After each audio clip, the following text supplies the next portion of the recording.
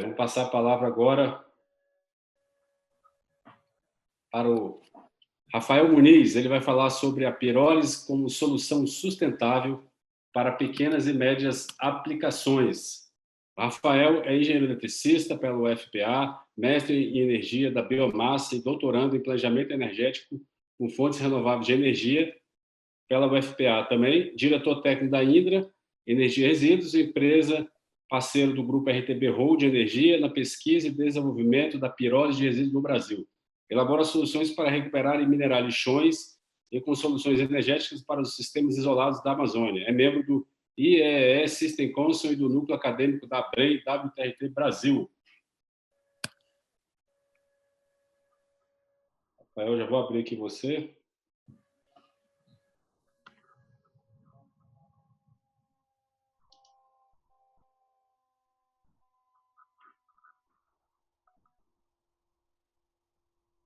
Ok, Rafael. Ativado. Ei, Yuri, boa noite a todos os participantes. Muita satisfação receber o convite do Yuri para estar fazendo essa palestra, né, apresentando um pouco sobre aplicações da pirólise. Então, eu vou procurar mostrar, de certa forma, complementar o que foi falado já aqui hoje, e ontem também, né, apesar do foco ter sido gasificação, foi uma grande aula sobre pirólise também, até porque as duas tecnologias têm coisas em comum.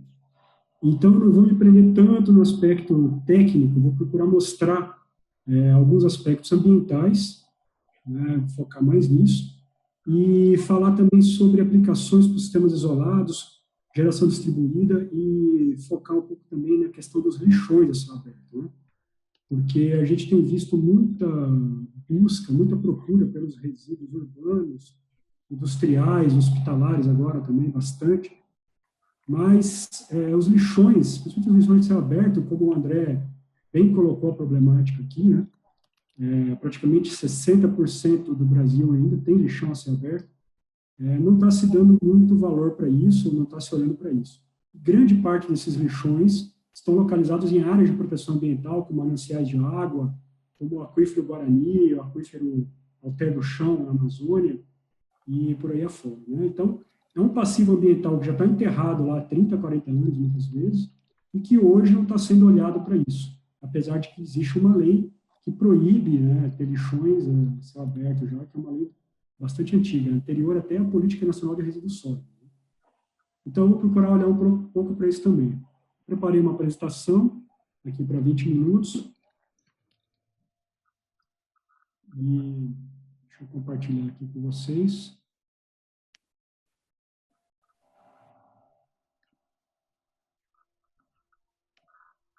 Rafael, estou pedindo para você falar um pouquinho mais próximo aí do microfone, para falar um pouquinho mais alto. Como é que está agora? Tá ok? Tá bom, tá bom. Está aparecendo a apresentação aí? Perfeito. Ok, então vamos lá. Bom, então o tema para esse webinar, então, gestão integrada de resíduos de energia. Vou procurar mostrar um pouco sobre o desenvolvimento tecnológico da pirólise da RTB Hold de Energia, que eu participo e trabalho desde 2010 nesse processo. Eu vou apresentar a usina que nós temos em operação há 5 anos no Brasil, inaugurada em fevereiro de 2015, e essas aplicações possíveis, procurando complementar a fala dos dois professores anteriores. Bom, então, essas imagens que vocês estão vendo embaixo, no slide que vai aparecer, são imagens, são fotografias da nossa tecnologia, todas são fotografias de projetos da tecnologia. Vou estar falando um pouquinho depois. Aqui é o alumínio que a gente recuperou de caixinhas Tetra Pak, né? A pirólise tem essa capacidade também de fazer a engenharia reversa do alumínio da Tetra Pak, né? Recuperar ele. Então, vamos lá. Eu sou diretor técnico da empresa Indra Energia Resíduos e trabalho, então, no desenvolvimento de novas tecnologias com a RTB Hold. Sobre a RTB Hold, então, aqui embaixo também são alguns projetos, né? Uma empresa 100% nacional que atua no setor de energia desde 2005. Okay? Tem diversas atuações, diversos segmentos. O foco é nas energias renováveis. Então, aqui nós estamos vendo projetos de hidrogênio, vou falar um pouquinho, fotovoltaico, né, o heliocêntrico e parques eólicos também.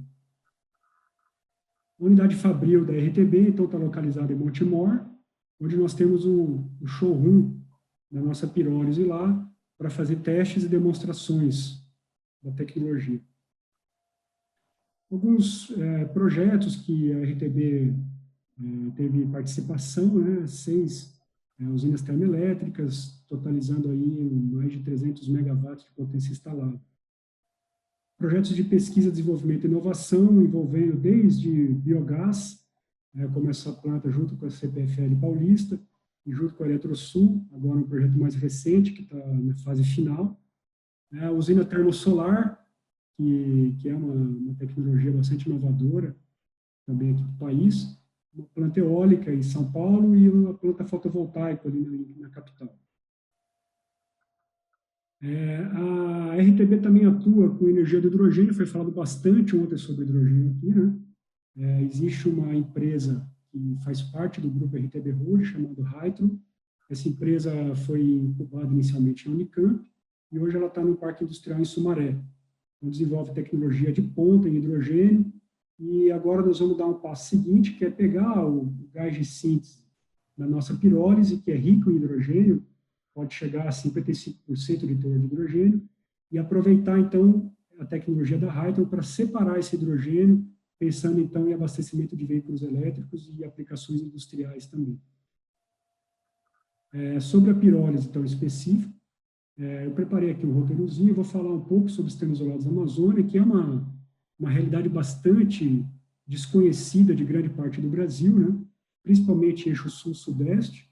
Vou apresentar o pirolizador da RTB Road e falar sobre a recuperação de áreas degradadas por lixões e solos contaminados por hidrocarbonetos. E a versatilidade da tecnologia, então, também para geração distribuída com saneamento básico. É sempre que eu digo, o objetivo principal, o propósito dessa tecnologia é saneamento básico, né? Como foi colocado aqui pelo professor Juan, saneamento básico é o foco. A energia gerada, ela é um bônus, assim como a terra preta, o biochar, que sai também, que muitas vezes é tratado como subproduto, mas ele tem um valor agregado tão grande quanto a energia, do ponto de vista de aplicação para a agricultura, produção alimentar e outras aplicações possíveis, né? Então, vamos lá. Sobre sistemas isolados da Amazônia, olha que interessante essas duas figuras aqui, né? Nós temos aqui o Sistema Interligado Nacional, com horizonte para 2024, ok? E a gente percebe, então, que no eixo sul-sudeste e também o nordeste existe uma boa malha de linhas de transmissão, o sistema é todo interligado. E também a gente percebe aqui que na região norte, que compreende aqui a Amazônia Legal, né, fazendo uma observação aqui, a Amazônia compreende 8 estados do Brasil e 8 países da América Latina.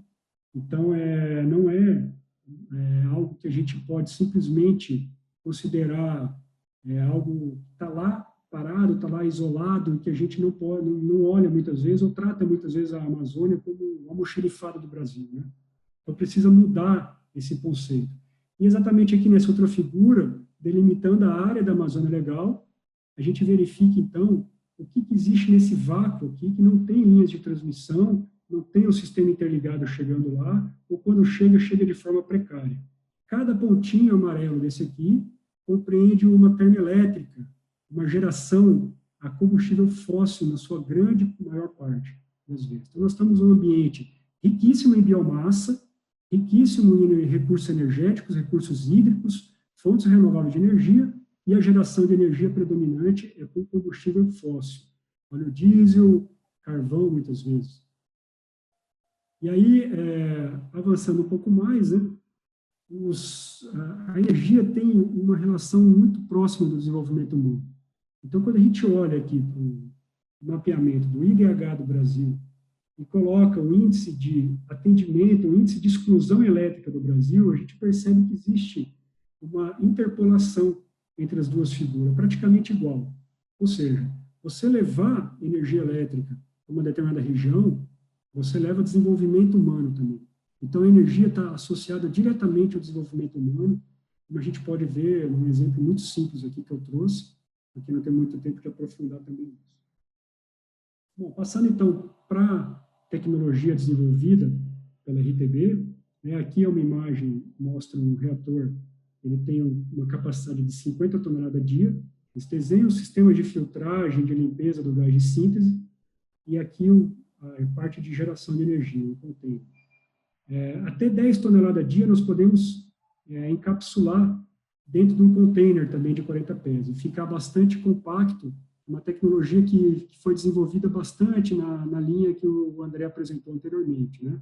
Nós estamos com foco, então, nas pequenas e médias aplicações, onde 90%, 96% do Brasil está abaixo de 100 mil habitantes, né? Então, a inovação está em produzir 90% de gás de síntese e 10% de carvão, uma pirólise lenta, onde, na grande parte das vezes, a pirólise lenta ela é utilizada para a produção de carvão. Então, nós alteramos o ponto de operação, inserimos alguns catalisadores, então a gente consegue neutralizar gases ácidos. A pirólise tem a característica também de não gerar gases poluentes, porque é um ambiente isento de oxigênio. Então, e a gente também trabalha com alta umidade. Nossa pirólise precisa de umidade. Abaixo de 30%, a gente tem que fazer um mix para poder ter umidade no processo, que através do vapor d'água, que existe dentro do próprio reator, existe um pré-estágio de evaporação, e esse vapor d'água, então, entra fazendo a composição do gás de síntese. A tecnologia, então, de pirólise, em geral, ela tem a característica de ser modular e flexível. Então, ela pode trabalhar com diversos tipos de resíduos urbanos, resíduos de saúde, resíduos industriais variados, e ela também é modular. Você pode começar a fazer um planejamento do município, por exemplo, de 400 toneladas a dia, começando com 4 reatores, ou com um reator de 100, e expandindo depois a capacidade de tratamento sem ocupar uma área nova. Aqui um exemplo de layout disponibilizado aqui, pensando no município de 50 mil habitantes. Então, você vê que é uma tecnologia também bastante compacta, né? E você tem nas instalações aqui já o pátio de manobra dos caminhões, você tem todo o processo, então, de uma segregação inicial de resíduos. Depois você tem o reator de pirólise. Então, a pirólise, na verdade, ela está ocupando só essa área aqui, toda o restante aqui da planta. Então, é para um processo de recepção dos resíduos e um pré-tratamento que pode ser colocado como uma segregação de recicláveis, no caso, uma cooperativa, né, como a lei muitas vezes exige. Ou também você pode fazer um tratamento bastante simples e já partir diretamente para a pirólise. Bom, uma vista geral aqui daquele desenho anterior, né, você tem aqui o fosso de recepção, o sistema, todas essas plantas em verde aqui são sistemas de segregação e preparação do resíduo, e aí você tem, então, o pirolizador em si, os grupos geradores, e esse balão que está aqui no fundo é o gasômetro. Ele não é uma reserva de gás, ele serve para a gente homogeneizar o gás, para depois enviar, então, para os grupos geradores. Então, a gente precisa fazer essa homogeneização, porque o resíduo urbano ele tem uma característica de ter muita variação, muito heterogêneo. Então, isso pode dar algumas variações na composição final do gás. Então, a gente homogeneiza ele através do gasômetro para depois enviar, então, para os grupos geradores. Bom, sobre aplicações possíveis, né? Então, a gente tem indústrias e hospitais. Então, resíduos de saúde, hoje a gente tem essa questão do Covid-19. O que está acontecendo? Que é uma novidade, né, isso tudo para o mundo, e o próprio resíduo domiciliar está saindo contaminado das casas, né? A gente então, não tem hoje como medir, como mensurar isso, e essa problemática, então, leva você a pensar em soluções exclusivamente para a destruição desse resíduo. A geração de energia, então, ela passa a ter um grau de importância até secundário, porque o tratamento do resíduo, ele tem uma conotação muito importante, principalmente agora nesse contexto, então, de pandemia que nós estamos vivendo, né? Todos esses resíduos aqui já foram testados no nosso equipamento ao longo desses 5 anos, né? O polialumínio, que é a caixinha de leite, a Tetra Pak, a caixa de suco. Isso aqui é muito interessante, você retira o alumínio dela, né? Plásticos contaminados com tinta, a borra de óleo, muitas vezes chamado também de lama ácida, né? Um resíduo bastante complicado de tratar, lodos industriais variados, pneus inservíveis, e polímeros em geral. A pirólise também promove a conversão do hidrocarboneto em biochar, em carvão. Aqui são os exemplos de algumas biomassas, o casca de arroz, o cavaco de madeira, a cama de frango, o resto de comida, mas a gente pode trabalhar também com polímeros. Afinal de contas, polímeros são hidrocarbonetos. Existe um pouco esse preconceito em cima do plástico, mas eles são hidrocarbonetos. É uma cadeia de hidrogênio e de carbono e, ao romper dentro do reator de pirólise, você gera hidrogênio que vira gás e o carbono que precipita, virando, então, carvão. Isso aqui é uma amostra do carvão que a gente obtém no nosso reator. Esse carvão já foi estudado, já foi feito alguns estudos em parceria com universidades, ele está muito próximo do carvão ativado, de qualidade, Então, a gente pode também estar obtendo um produto que tem um valor agregado fantástico, que pode ser utilizado até para filtros d'água, como o professor Juan colocou também no começo, de você agregar valor a esses produtos, diversos produtos. E lixões e áreas degradadas. Como eu falei no início, hoje a gente tem uma realidade no Brasil onde mais de 60% dos municípios possuem ainda lixão a céu aberto. Grande parte tem característica de chamar de aterro controlado, mas esse aterro controlado, ele na verdade é um lixão maquiado, você continua não tendo um tratamento adequado, uma drenagem de gás, uma drenagem de churume, está tudo lá enterrado. A diferença é que você tem uma manta isolando do solo, a única diferença para o lixão, mas isso também não garante, porque muitos aterros controlados que foram implementados acabaram se tornando lixões de novo. E essa é uma matéria-prima muito valiosa, porque lixões aí que estão há 20, 30 anos parados, a matéria orgânica, os restos de comida que foram enterrados já decomporam.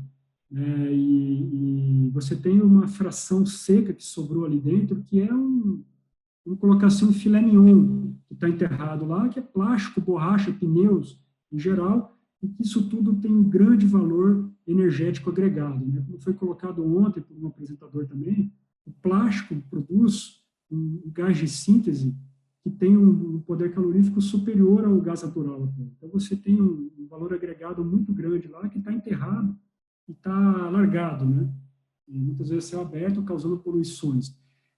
Grande parte desses lixões também, eu estou pegando alguns dados, atualizando alguns dados, até para minha tese de doutorado, muitos desses lixões eles estão localizados em área de proteção ambiental, em APPs, assim como muitos aterros sanitários estão localizados também em área de proteção ambiental. Então, isso passa a ser um problema muito grande também. Avançando, então, a nossa tecnologia, esse aqui está montado na base de um container de 40 pés, ela tem uma capacidade de tratamento de 2 toneladas dia, a tremonha de carga, um parafuso sem fim empurra para dentro do reator, e você tem um sistema de lavagem do gás. Aqui sobre emissões atmosféricas, a pirólise então, tem essa característica por não ter oxigênio dentro do reator, então o oxigênio é o elemento mais eletronegativo da tabela periódica, então ele tem a capacidade de se agregar a outros compostos e formar diversos compostos novos.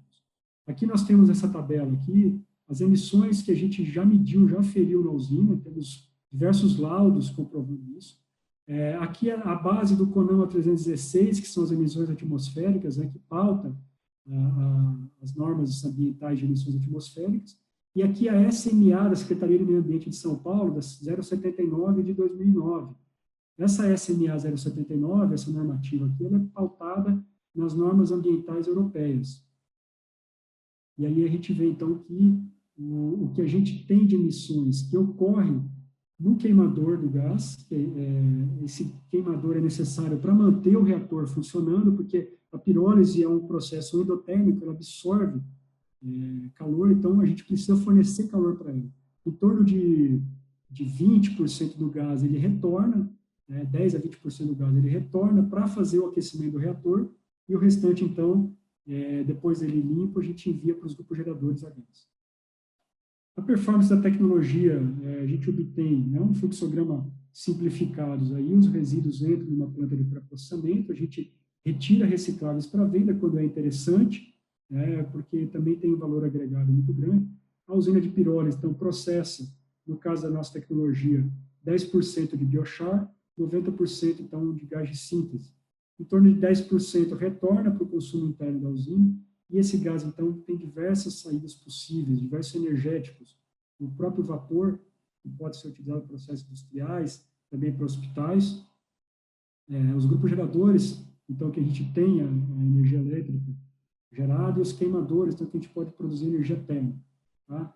A performance, para cada tonelada hora de resíduo urbano, né, na característica de 50% de umidade, a gente obtém, então, em média, 100 kg de biochar e 500 kWh de energia elétrica. Falando em potência instalada, a gente consegue, para cada 50 toneladas dia de resíduo urbano, 1 mega de potência instalada. Então, pegando aí um consumo médio de 300 kWh mês por residência, que é um consumo razoável, a gente consegue, então, abastecer com 1 tonelada hora de resíduos 1.200 residências. É uma energia bastante considerável para resíduos urbanos. Né? E aí as considerações finais, né, porque eu quero deixar também aberto para perguntas, para questionamentos aí, para estar gerando debate, né, aquela máxima, né, de cada R$1 aplicado em saneamento básico resulta em R$4 de saúde pública, que são dados da OMS. Eu acredito que isso o resultado é até muito maior, se você for aferir todos os benefícios ambientais, todos os benefícios sociais envolvidos com tecnologias de waste to energy. Né? A nossa tecnologia hoje é 100% nacional, todo o parafuso da usina é fabricado, então, na nosso Parque Fabril em Montemor. Ela foi adaptada à realidade brasileira, então a gente tem projetos hoje em Barcarena, no Pará, tem projetos no Rio Grande do Sul, então, literalmente, de norte a sul. Então, a tecnologia está adaptada para todo tipo de realidade brasileira. E eu respeito as normas ambientais brasileiras e internacionais. E eu queria também deixar a mensagem aqui, né, que todas essas tecnologias, em geral, né, e os fabricantes, os parceiros, os consultores independentes também, que agora está sendo agregado em torno de uma instituição muito importante como a Brem, e que a gente tem que, vamos colocar assim, tá todos se abraçando. Eu não vejo ninguém como concorrente. A tecnologia da ZEG, como bem apresentada aqui pelo André, tem umas características muito próximas da nossa, a modularidade, a flexibilidade de combustível, mas somos todos parceiros, mesmo a gaseificação e outras tecnologias. Por quê? A partir do momento que alguém consegue um licenciamento ambiental, vai abrir portas para todos. E o Brasil é muito grande, tem um mercado que está incipiente, está engatinhando ainda. Então, tem espaço para todo mundo estar trabalhando em conjunto. E aproveito para parabenizar o Yuri, a pessoa do Yuri, na figura da Brem, pelo belo trabalho que está fazendo. Em um pouco mais de um ano aí já foram muitas conquistas. Eu tenho certeza, então, que esse é o momento certo, é a hora certa, que é para todo mundo somar, para que a gente consiga, então, dar resultados positivos para o Brasil como um todo. Muito obrigado, estou aí disponível para perguntas. Obrigado, Rafael. Excelente palestra.